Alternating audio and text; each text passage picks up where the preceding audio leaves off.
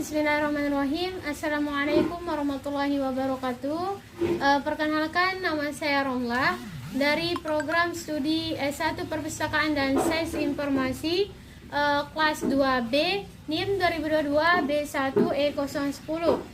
Di sini saya akan mempresentasikan hasil resume dari buku Politik Hukum Pembentukan Undang-Undang. Bab 1. Mengenal politik hukum. A. Politik hukum. Pengertian hukum sangatlah beragam dan untuk menjelaskan secara komprehensif adalah tantangan yang sukar untuk dilaksanakan. Bahkan, perdebatan yang sama pasti akan ada ketika membicarakan apakah politik hukum adalah suatu cabang dalam ranah ilmu hukum atau malah masuk dalam ranah ilmu hukum. Namun yang jelas, hukum itu adalah sesuatu yang dinamis. Begitu juga politik hukum. Kedua, negara hukum ada ketika hukum dan lembaga hukum lebih kuat daripada aktor paling kuat dalam masyarakat. Karena negara hukum saja bisa menjadi berbahaya ketika dengan alasan negara hukum. Maka hukum ditegakkan secara kuat. Padahal hukum itu sendiri adalah hasil dari proses kekuasaan yang menindas atau bahkan hasil dari pesanan kepentingan kaum oligarki. Dalam kaitan politik hukum, apabila kita menghadapkan hukum dengan politik, hukum menjadi variabel yang terpengaruh oleh politik karena konsentrasi dan subsistem politik lebih besar ketimbang hukum. Dalam kajian politik hukum, apabila kita menghadapkan hukum dengan politik, hukum menjadi variabel yang terpengaruh oleh politik karena konsentrasi dan subsistem politik lebih besar ketimbang hukum. Dengan demikian, politik hukum merupakan pilihan tentang hukum-hukum yang akan diberlakukan sekaligus pilihan tentang hukum-hukum yang akan dicabut atau tidak diberlakukan, yang kesemuanya dimaksudkan untuk mencapai tujuan negara seperti yang tercantum di dalam pembukaan Undang-Undang Dasar 1945. Politik hukum ada yang bersifat permanen atau jangka panjang, dan ada pula yang sifatnya periodik atau jangka waktu tertentu. Dalam arti yang seperti ini, politik hukum harus berpijak pada tujuan negara dan sistem hukum yang berlaku di negara yang bersangkutan, yang dalam konteks Indonesia. Tujuan dan sistem yang tergantung dalam pembukaan Undang-Undang Dasar 1945, khususnya Pancasila yang melahirkan kaidah-kaidah. B. Politik hukum perundang-undangan. Konsep negara hukum mulai tidak dimaknai sebagai tenar konsep, namun sebagai suatu tiker konsep, yakni selain mengutamakan hukum dalam segi formal, negara hukum dalam teacher konsep juga mengutamakan substansif sosial welfare. Negara hukum awalnya hanya dipahami sebagai negara hukum. Negara hukum awalnya hanya dipahami sebagai negara hukum formal yang sering kita pahami sebagai negara penjaga malam, waterstas atau negara hukum formal. Karena ada perjalanannya, negara hukum formal justru menimbulkan kesenjangan sosial antara si kaya atau si miskin. Akhirnya negara hukum formal memulai bertransformasi menjadi negara hukum material yang memasukkan kesejahteraan sosial sebagai salah satu orientasinya, welfare state. Ide utama dalam negara hukum yang lebih substansif ialah dicita-citakannya suatu sistem dan metode pembentukan hukum yang benar-benar mengutamakan rasa keadilan dan kesejahteraan rakyat. melindungi segenap bangsa Indonesia dan seluruh tumpah darah Indonesia dan untuk memajukan kesejahteraan umum, mencerdaskan kehidupan bangsa, dan ikut melaksanakan ketertiban dunia. Maka pada prinsipnya segala hukum yang dibentuk dan dibuat oleh para pembentuk undang-undang politik hukum perundang-undangan harus linear dengan tujuan dari pembukaan Undang-Undang Dasar 1945 tersebut, terutama jika kita membahas mengenai frasa memajukan kesejahteraan umum. Maka tak jarang pada masa-masa tersebut, bahkan hingga saat ini banyak yang mengkritisi meskipun Undang-Undang Dasar 1945 menunjukkan bahwa Indonesia ialah suatu negara hukum yang demokratis. Tapi pada pelaksanaannya Indonesia justru lebih dekat dengan negara hukum yang otoriter. Pengertian mengenai pembangunan hukum dikemukakan Jimli Asidiki sebagai suatu upaya sadar, sistematis, dan berkesinambungan untuk membangun kehidupan bermasyarakat, berbangsa, dan bernegara yang semakin maju, sejahtera. Bab 2. Sumber dan dasar politik hukum. A. Undang-Undang Dasar 1945 sebagai dasar politik hukum. Pengaturan tersebut ada yang bersifat ilegal yang diakui dan ditegakkan oleh pengadilan, dan ada pula yang sifatnya non-legal atau ekstralegal yang berupa kebiasaan, saling pengertian, adat istiadat, konvensi yang tidak diakui oleh pengadilan sebagai suatu hukum umum, namun juga efektif dalam mengatur ketatanegaraan. Baik Kelsen maupun Nowinski sama-sama sepakat bahwa norma hukum sifatnya berjenjang dan norma hukum yang berlaku itu senantiasa bersumber pada norma yang ada di atasnya, dan akhirnya sampai ke norma tertinggi dan yang tidak bisa lagi ditelusuri sumber dan asalnya.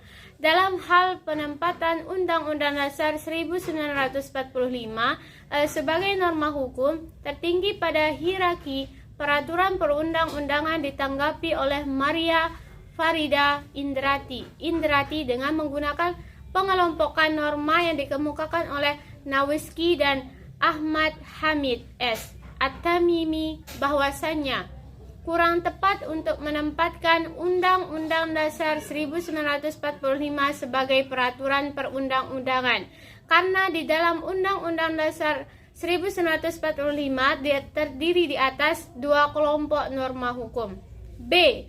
Rencana Pembangunan Nasional. Misalnya, kita bisa merujuk kepada GBHN pada tahun 1993, khususnya mengacu pada bab 2 E5 tentang sasaran bidang hukum yang menyatakan terbentuk dan berfungsinya sistem hukum nasional yang mantap bersumberkan Pancasila dan Undang-Undang Dasar 1945 dengan memperhatikan kemajemukan tata hukum yang berlaku, yang mampu menjamin kepastian, ketertiban, penegakan, dan pertimbangan hukum yang mendukung pembangunan nasional, yang didukung oleh aparatur hukum, sarana dan prasarana yang memadai, serta masyarakat yang ada dan taat hukum KP. Sedangkan di dalam RVJVN tahun 2005 sampai 2025 yang muncul pasca reformasi dapat dilihat di bagian 3. Keduanya pun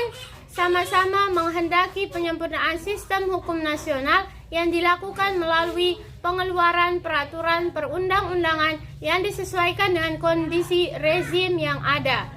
Apabila secara gratis, visi dan misi presiden dalam sistem presidensial berdasarkan hasil kesepakatan MPR sebelum melakukan perubahan terhadap Undang-Undang Dasar 1945 dan hasil perubahan dari Undang-Undang Dasar 1945, Indonesia menganut sistem presidensial dengan mekanisme pemilihan presiden atau pilpres dan wakil presiden dalam satu pasangan dilakukan secara langsung oleh rakyat. Hal ini diperlakukan untuk menjamin keselarasan atau serta kesinambungan antara visi, misi, dan rencana pembangunan nasional yang telah ditetapkan.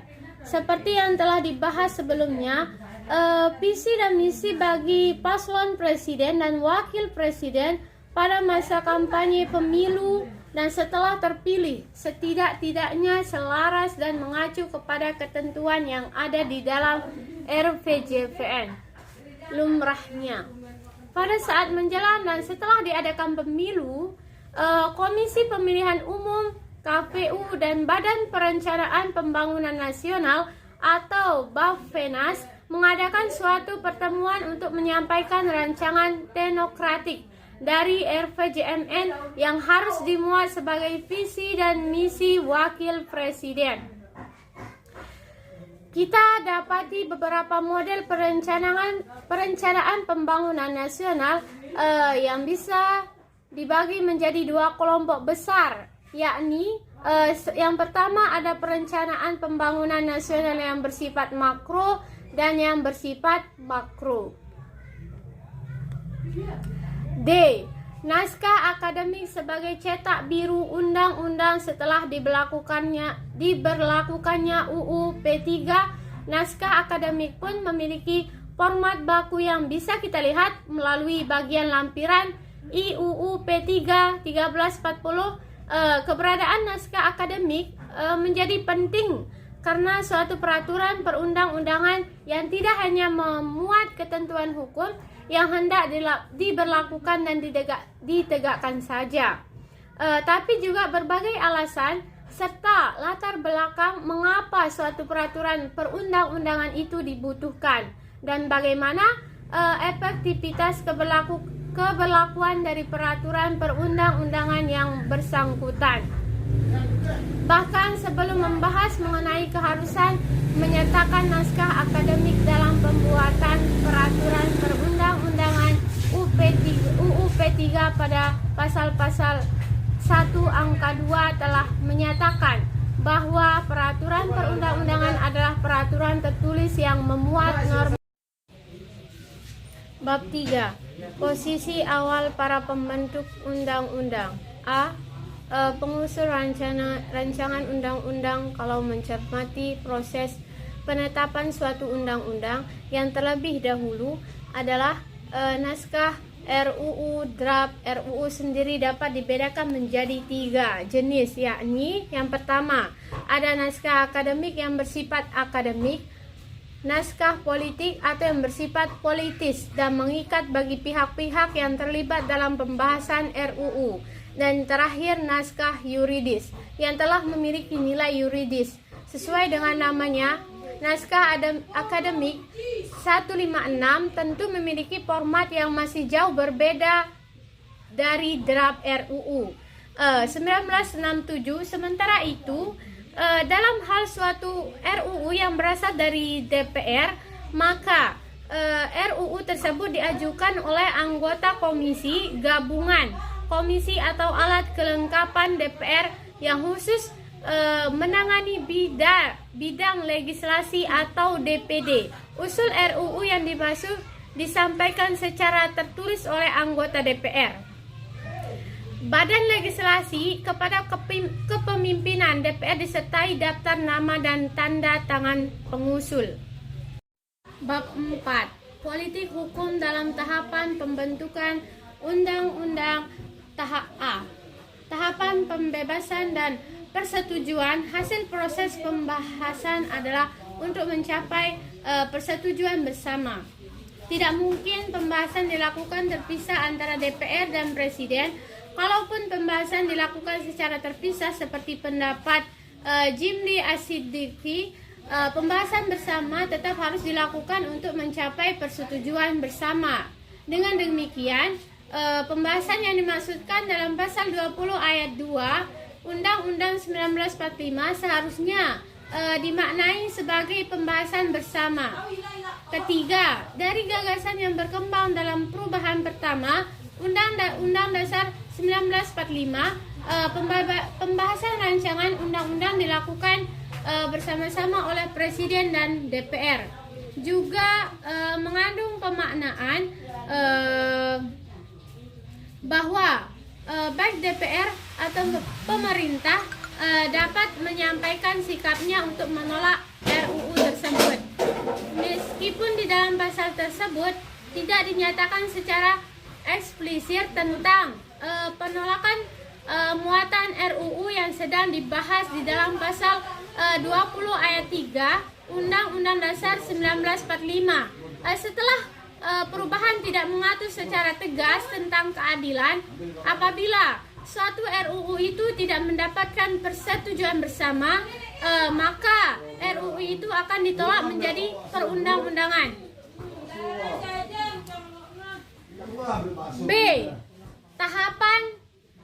Tahapan pengesahan di dalam UUD 1945. Setelah perubahan diatur dalam pasal 20 ayat 4, dinyatakan bahwa Presiden mengesahkan rancangan undang-undang yang telah disetujui bersama untuk menjadi undang-undang lebih lanjut di pasal 20 ayat 5. Menyatakan dalam rancangan undang-undang yang telah disetujui bersama tersebut tidak disahkan oleh Presiden dalam waktu 30 hari semenjak rancangan undang-undang tersebut disetujui.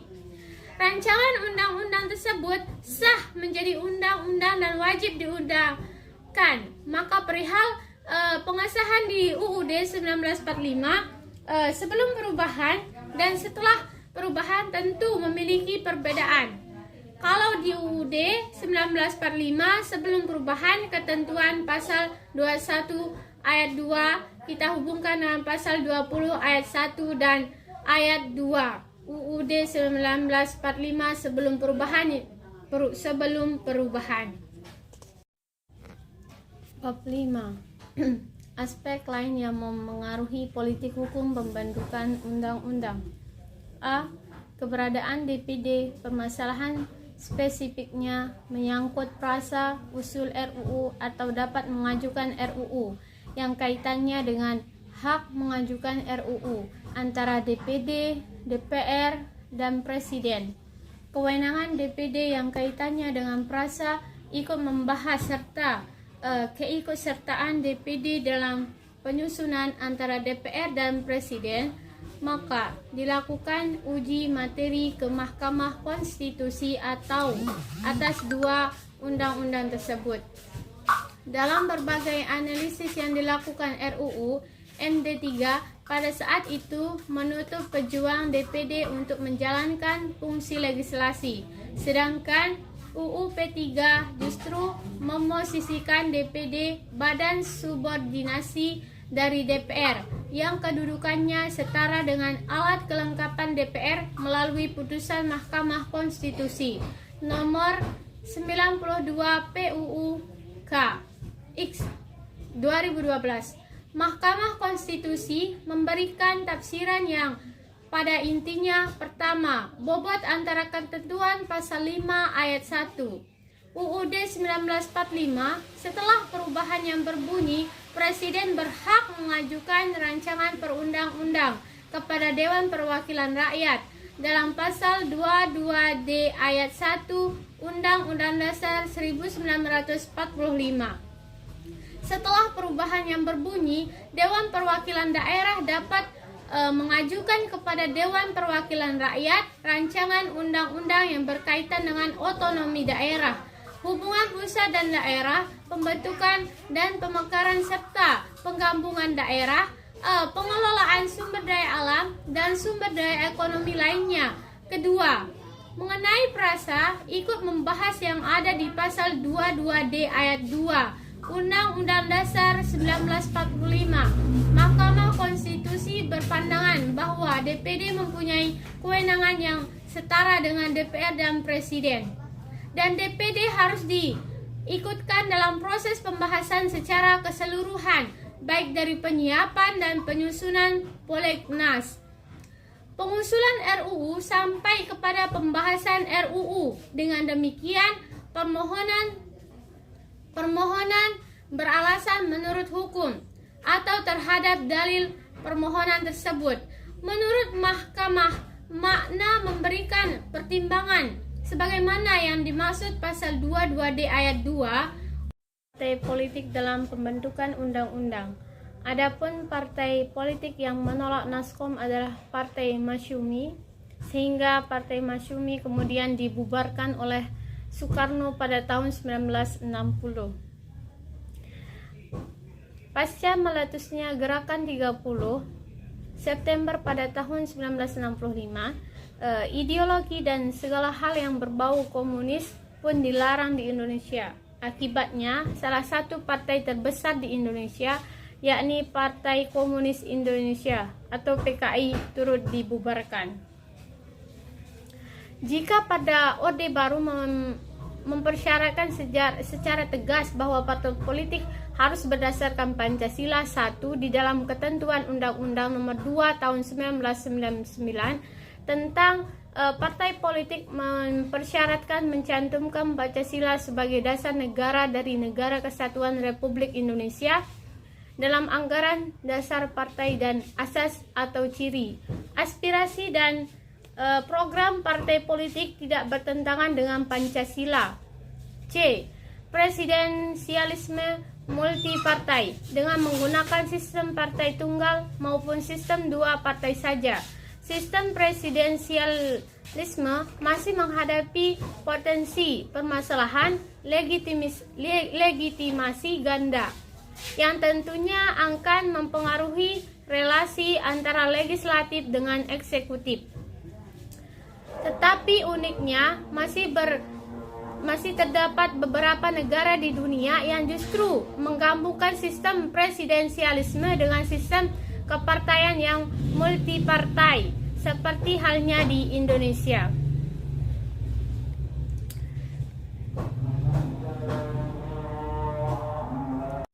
Bab 6. Politik hukum dalam implementasi dan pelaksanaan undang-undang.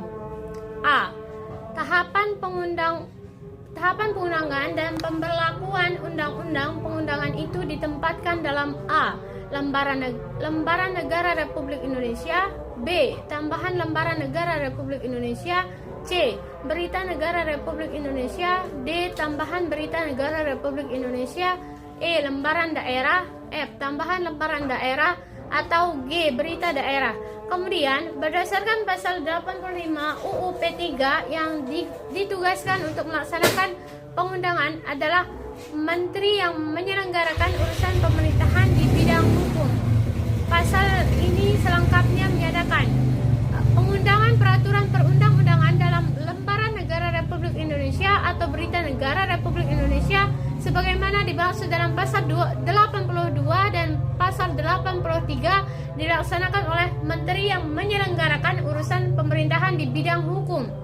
Lain halnya, pengaturan di dalam pasal 85 UU P3 ini akan menjadi rancu ketika dihadapkan keadaan di mana Presiden tidak mengesahkan RUU yang sudah disetujui bersama, namun RUU tersebut tetap berlaku dan harus diundangkan. B.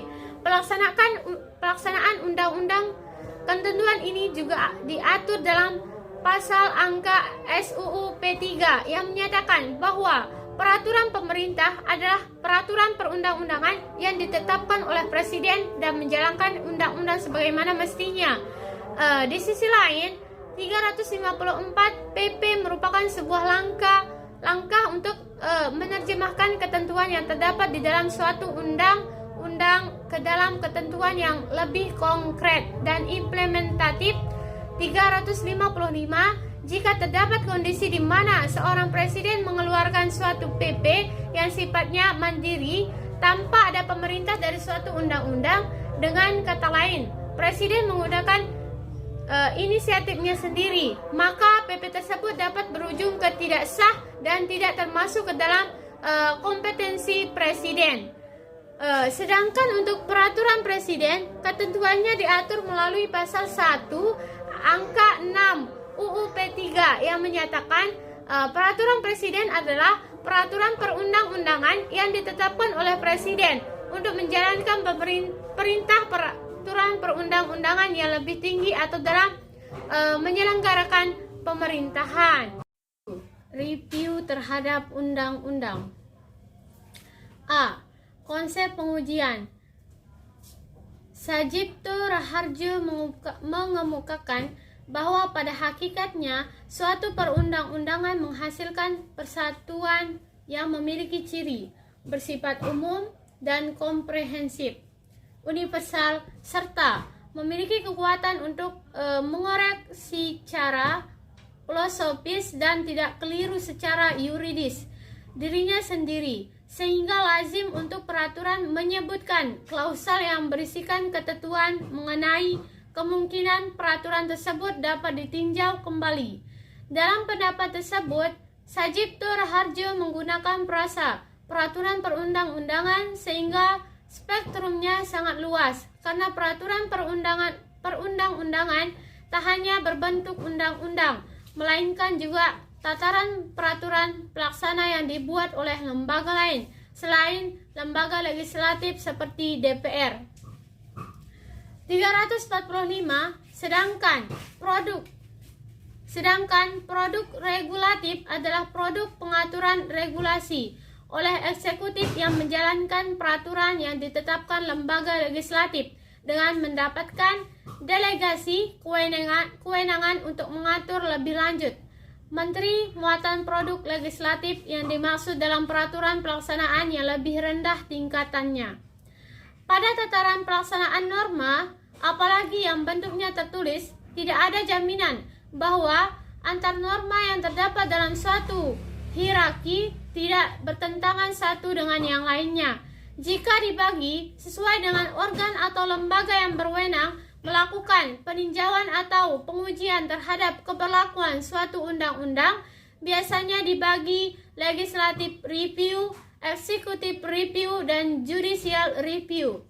Hak menguji formal atau formal testing right, yaitu hak untuk meneliti apakah suatu peraturan telah dibuat menurut prosedur yang telah ditetapkan dalam perundangan yang berlaku. Kemudian, jika dilihat dari aspek kelembagaan yang berwenang untuk melakukan hak menguji, terdapat beberapa perbedaan peristilahan lagi, yakni legislative review, executive review, dan judicial review. B. Pentingnya review secara berkala. Imam Subeci yang mengutip Mahfud Effendi menuliskan bahwa secara umum hak menguji lebih luas dari judicial review dan constitutional review. C. Judicial review di Indonesia. Secara lengkap, kewenangan Mahkamah Agung ialah memeriksa dan memutus perkara, permohonan kasasi, sengketa, kewenangan mengadili, permohonan peninjauan kembali putusan pengadilan yang telah memperoleh kekuatan hukum tetap, menguji peraturan perundang-undangan di bawah undang-undang, melakukan pengawasan tertinggi terhadap penyelenggaraan peradilan di semua lingkungan peradilan atau peradilan umum, peradilan agama, peradilan tata usaha negara, dan peradilan militer. Mengawasi secara internal dan eksternal tingkah laku para hakim dalam melaksanakan tugasnya, memutus pada tingkat pertama dan terakhir semua sengketa kewenangan mengadili, memutus dalam tingkat pertama dan terakhir semua sengketa yang timbul karena perampasan kapal asing dan muatannya oleh kapal perang Republik Indonesia, sesuai dengan ketentuan yang berlaku, memberikan nasihat hukum kepada Presiden dalam pemberian atau penolakan gerasi, melakukan pengawasan atas penasihat hukum dan notaris, serta dapat memberikan pertimbangan-pertimbangan dalam bidang hukum baik diminta maupun tidak kepada lembaga tinggi negara yang lain. D. Executive Review di Indonesia. Pasal 38 ditentukan bahwa Badan Pembinaan Hukum Nasional memiliki fungsi untuk A. Penyusunan untuk kebijakan teknis, program, dan anggaran di bidang pembinaan hukum nasional. B. Pelaksanaan analisis dan evaluasi hukum, perencanaan hukum, penyuluhan dan bantuan hukum, serta dokumentasi dan jaringan informasi hukum. C. Pemantauan, evaluasi, dan pelaporan pelaksanaan analisis dan evaluasi hukum, perencanaan hukum, penyuluhan dan bantuan hukum serta dokumentasi dan jaringan informasi hukum. D. Pelaksanaan administrasi Badan Pembinaan Hukum Nasional. Dan E. Pelaksanaan fungsi lain yang diberikan oleh Menteri. E. Legislative Review di Indonesia dinyatakan oleh Jim Lee As-Siddiqui sebagai berikut. Apabila perubahan itu mencakup lebih dari setengah atau 50% Menteri undang-undang yang bersangkutan, maka sangat dianjurkan apabila undang-undang yang diubah itu dicabut saja dan kemudian disusun kembali dalam undang-undang yang baru sama sekali yang mengatur hal yang sama. Demikian pula jika undang-undang yang bersangkutan telah berulang kali diubah sehingga F. Mekanisme review yang kurang memadai.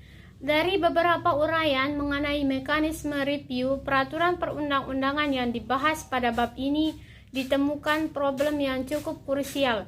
Padahal di Indonesia cenderung mengalami obesitas regulasi.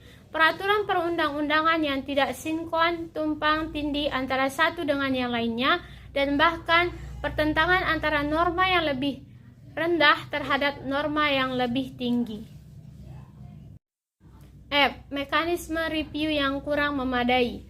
Dari beberapa uraian mengenai mekanisme review peraturan perundang-undangan yang dibahas pada bab ini, ditemukan problem yang cukup krusial. Padahal di Indonesia cenderung mengalami obesitas regulasi. Peraturan perundang-undangan yang tidak sinkron, tumpang tindih antara satu dengan yang lainnya, dan bahkan pertentangan antara norma yang lebih rendah terhadap norma yang lebih tinggi. Bab 8. Menguatkan politik hukum pembentukan undang-undang. A. Penguatan materi undang-undang. Dalam realitanya sering terjadi antara PP dan Perpres mengatur hal yang cenderung sama, sehingga tidak jelas peraturan mana yang hendak digunakan. Dan tentu ini tidak bisa lantas dijadikan alasan untuk peninjauan kembali melalui judicial review. Tugasnya lah yang akan melakukan sinkronisasi dan mengontrol kualitas UU di tingkat legislasi oleh Presiden. PP serta Perpres yang digunakan untuk menjalankan secara teknis yang dimaksud di dalam undang-undang. Paling tidak, mirip di Jepang yang memiliki Biro Legislasi Kabinet, atau karena Jepang menggunakan sistem parlementer yang langsung berada di bawah kabinet sehingga mampu mengontrol semua peraturan yang dikeluarkan kecuali permen dan perda. B. Peraturan daerah. Pada saat yang sama, dalam negara kesatuan, maka model dan seberapa jauh negara memberikan desentralisasi kepada daerah, artinya ada yang diserahkan ke daerah, ada yang dilimpahkan sebagian, dan ada yang dengan penugasan kepada daerah otonom untuk melaksanakan tugas negara. Tugas negara adalah mengevaluasi dan melihat kemampuan daerah untuk menentukan derajat yang bisa disekuensialkan. Misalnya saja, tahapan desentralisasi dibagi menjadi 6, dari yang paling devolutif hingga desentralisasi yang sederhana, semisal hanya dalam bentuk desentralisasi birokrasi. C. Peraturan lembaga negara independen. Memang harus dibatasi bahwa peraturan lembaga negara independen ini hanya dikeluarkan tatkala undang-undang memerintahkan atau adanya kebutuhan untuk mengisi kekosongan aturan, dan selama tetap masih merupakan ranah kewenangan dari lembaga negara tersebut. Tetapi ini dilakukan setelah melakukan perampingan lembaga negara independen. E. Pengujian peraturan perundang-undangan. Tidak lagi dengan model undang-undang dilakukan ke MK, sedangkan dibawa UU ke MA. Dapat dibayangkan kemungkinan adanya UU yang dibatalkan MK, akan tetapi PP atau Perpresnya masih dianggap hidup hanya karena dilakukan pengujian ke MA. menyatakan akan mempermudah hal itu dilakukan. Cukup sekali membatalkan UU dan pada saat yang sama bisa dipakai membatalkan aturan yang berada di bawahnya. F. Urgensi Badan Regulasi Nasional. Urgensi Badan Regulasi Nasional hal lain yang penting untuk dipikirkan oleh penguatan lembaga biro khusus legislasi yang berada langsung di bawah Presiden. Bayangan sederhana mirip dengan tugas dan kewenangan Perundang-undangan dan BPHPN yang digabungkan dan ditaruh langsung di bawah oleh Presiden sehingga menjadi pejabat setingkat menteri. Seperti di Jepang yang memiliki Biro Legislasi Kabinet atau karena Jepang menggunakan sistem parlementer yang langsung berada di bawah kabinet sehingga mampu mengontrol semua peraturan yang dikeluarkan kecuali permen dan perda. Dengan fungsi yang demikian, Badan Legislasi Nasional diharapkan dapat membantu DPR dan pemerintah dalam proses penyusunan RUU. Lebih lanjut, Badan Regulasi Nasional juga bisa menjadi lembaga yang menangani, memantau, menganalisa, dan mengevaluasi permasalahan yang terdapat dalam pembentukan peraturan perundang-undangan. Demikian hasil presentasi atau hasil resume yang bisa saya sampaikan. Kurang lebihnya saya mohon maaf. Wabillahi taufiq wal hidayah. Wassalamualaikum warahmatullahi wabarakatuh.